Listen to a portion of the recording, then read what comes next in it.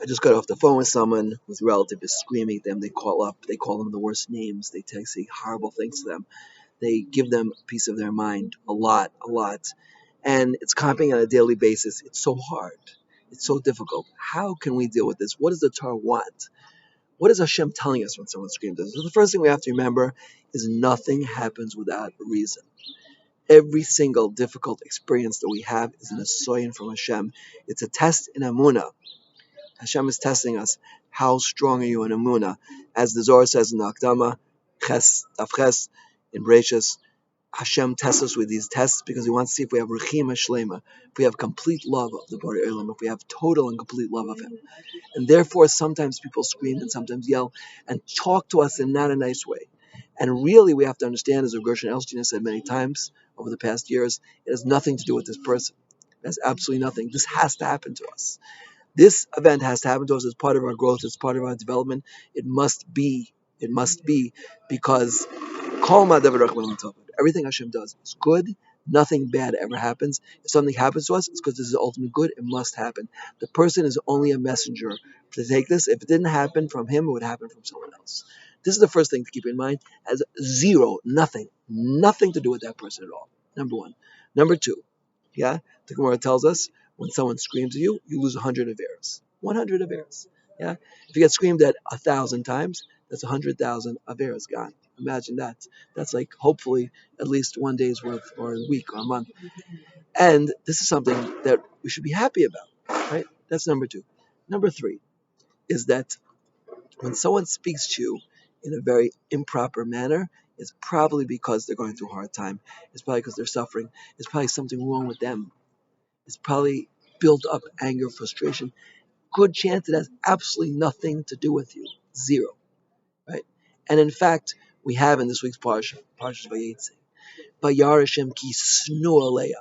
Leah Imenu, she gets married to Yaakov, and the first night, Yaakov discovers, after the first night, that he's married to Leah and not Rachel. And he says, you're a Ramait, Bat Ramait. You are a tricker, the daughter of a tricker, of a deceiver. You're a deceiver, the daughter of a deceiver. And what does Leah say back to him? She says, well, I learned from you. Didn't you say to your father, Anochi Esav Bechorecha? Yeah, and that really got Yaakov Avinu's guts. Now, was it right for Yaakov to tell his new wife that she was Ramit, Bat Ramit?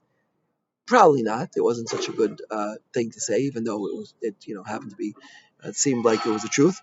But when someone insults you and calls you a Ramait, Bas Ramai, you don't react to them by saying, that I learned from you, right? Of course, Chas v'shalom, I'm not judging Leah Meinu. I stand in humble awe of her presence. But the Torah wrote it, and the Medrash wrote this for a reason, to teach us that we have to be really, really careful. When someone says something caustic, destroying to us, the best way, and this I've heard from Rav David Kohen Shlita and many, many Gedolei Hador have told me the same thing. When someone talks to you improperly, the best thing is just be quiet. Don't say anything. Just like water off a duck's back. Just don't say anything. Just listen. Number one, you lose 100 Averas. Number two, the person's probably suffering. And they're not talking to you, they're talking to themselves. And number three, it's a message from Hashem. It has nothing to do with that person. Hashem has sent you this message because you need to work on something. And most likely it's your Amunah. And this is what Leah told us. Yeah? The Gemara tells it, the Medrash says, Leah tufts a plach shaladah. She grabbed the spool of thanks, and she was merited to have children, descendants, who were Bali Hador. She merited to have descendants who also thanked Hashem. What's the plach of Huda? What's a plach? A plach is a spool. A spool is how in the old days used to spin thread. The threads are spun by taking thousands and thousands of fibers and putting them together. This is what Leah Meinu did. She's thousands and thousands of experience that she had with Yaakov Avinu and with herself. She was destined at a young age to marry Esav. People at the crossroads said, Lavan has two daughters, Yaakov has two sons. The older daughter will marry the older son. She was destined at a young age to marry Esav, and she cried her eyes out. She spent her whole childhood crying. They were full of tears. They were reddened from tears. Yet she understood. Yeah, what it meant to suffer. Leah understood what it meant to suffer, and then she gets married, and there's more suffering. Right? It seemed like a terrible thing to be snua. Yeah, that Yaakov Avinu, when he would walk in the house and see Leah, oh, good morning, Leah. Rachel, Leah, Rachel, so nice to see you. Right? Of course, Yaakov was perfect. He was Tom, his face on the kisei covered. Right? But the Torah is teaching us, yeah, that Leah suffered, and it had nothing to do with Yaakov. It had absolutely nothing to do with Yaakov. Leah needed that to bring out a perfection in the world. Sifrei Kabbalah tells us Leah is from the Alma, the Iskasia of the hidden world, of the world of difficulties, of Hester Panim, of Hashem's concealment. And this was Leah's Nisoyan in life. And Leah took it and she thanked Hashem. The Gemara tells in Brachos Daf Zion Amud Beis 7b that the first person ever in mankind, Jew, non-Jew alike, was Leah Menu to thank Hashem. She was the first one ever to thank Hashem. And others thanked Hashem before, but she thanked Hashem for the bad. She thanked Hashem for all those years of suffering when she was supposed to marry Esav, all the times when she was snua, because she understood that because of that snua, she was merited to have children right away, even though she was barren. She merited to have children who were the Kohanim and Shevet Yehuda, and also Yisachar and Zvulun. She merited wonderful, wonderful children who are the essence of Klal Yisrael today. And this is what we can learn from Leah.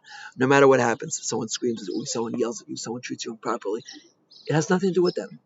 Zero. Nothing to do with them. It's Hashem talking to you through this person. And the message is, yeah, I want your emunah. Chumana liba, boy. I want your heart completely. Don't leave over one iota, one small millimeter. I want 100% your heart. And that means that accept it. Accept the yelling. Yeah, now, you don't have to necessarily have a relationship with these people, but where it's necessary to have a relationship, and you can't avoid it, so you have to. Okay? Speak to a Rav, speak to a psychologist, speak to whoever you need to, right? And to define, should you stay in this relationship, should you get out? But meanwhile, it happened. There's nothing you could do. The words came out. Accept it with love. You lose 100 of errors for every single time you do it. Number one. Number two, Hashem is speaking to you. Listen carefully to the words. There might be some truth in it. Maybe Hashem wants you to change, right? And number three is grow in your amunah. Accept that every single thing Hashem does is good. Hod Hashem kitov kalam chasdoi. David HaMelech teaches us, yeah, that ki la'olam chasdo. Hashem's chesed is la'olam. It lasts for. It's only seen in the course of time. We're all trapped in time. We see the moment right now. Right now, when someone's screaming at you, it looks bad. Yeah, it looks bad. Yeah, but in truth, it's really good. In the longer framework of time, we're trapped in time. We only see the moment. Hashem lives above time. Yud Kei Vav Kei Havaya. Hoy Hoy Bi Hashem was, is, and will always be. It's above time. In the framework above time, it's good. Ki la'olam chasto. If you see all the events together, you take the chut shel chesed, you take the thread of kindness of God, of Hashem, and weave it through the history of the Jewish people and our lives, then you'll see it's all good. Ki la'olam chasto. Hashem's goodness is only seen in the backdrop of all of time. And that is Amunah. No matter how bad things look. I just heard a shir from Elimelech Biederman. He talked about Rabbi Yamin Deutsch told him that when he was a young bucker, there was a draft, yeah, and they had to give money, pay the doctor to write them exemptions. There were 50 Bakrim in yeshiva. The 48 Bakrim had no money. Rabbi Yamin Deutsch and another Bakr had quite a bit of money. They gave the most money. Right? They gave the money to get these drafts. The Peturim come in, the exemptions come in. All the Bakrim got, except for the two gave the most money. It seemed like a tragedy. They said it was the worst day of their life. They fled immediately from town, just saying goodbye to their parents and running away. It seemed like the worst day of their life. 1 year later, the Nazis come in and wipe everyone out. Everybody's dead except for Yom Deutsch. He later founded Panovich Yeshiva, and he thanks Hashem for that day that the exemption didn't come. We have to know there's no black days, there's no bad days. Every day is a good day. Every day is a beautiful day. Every day is a wonderful day. It doesn't matter if someone screams at you, what happens. We could have parnasa problems, we could have health problems, we could have some bias problems, we could have chinuch problems. It doesn't matter. All problems are good. They're coming from Hashem. We have to thank them for that. People do something bad to us, it has nothing to do with them. They are messengers from above to send us a message, to teach us one thing. Ain't omuvada. There is nothing except Hashem. Everything is good. Everything Hashem does is good. We have to thank Him for that. And this is the message of this week's parsha. Vayar Hashem ki snu aleya v'yiftech esrach. Leah Meinu was the first one to realize that nothing bad ever happens. Everything is good, and she thanked Hashem. Apam Otis Hashem. She was the first person ever to thank Hashem for things which look bad, And she taught us for all generations that's what we have to do. Hola Hashem ki tov k'lam aso. Hashem should help each and every one of us. I empathize with you. I empathize with you if someone is screaming at you. I empathize with you if you have a hard life. I empathize with you if you have problems, right? We're all in the same boat. We all have difficulties. Please dive into Hashem. Please work on what I'm telling you. It'll change your life, right? The most important halacha in Shulchan Aruch is Kol Ma'adav Rachman L'Tova. Getting used to saying on a daily basis, on a momently basis, every 5 minutes we should be saying this, every hour, once a day, once a week, once a month, as much as you can, right? Someone told me it's in Simon Reish Lamed, right?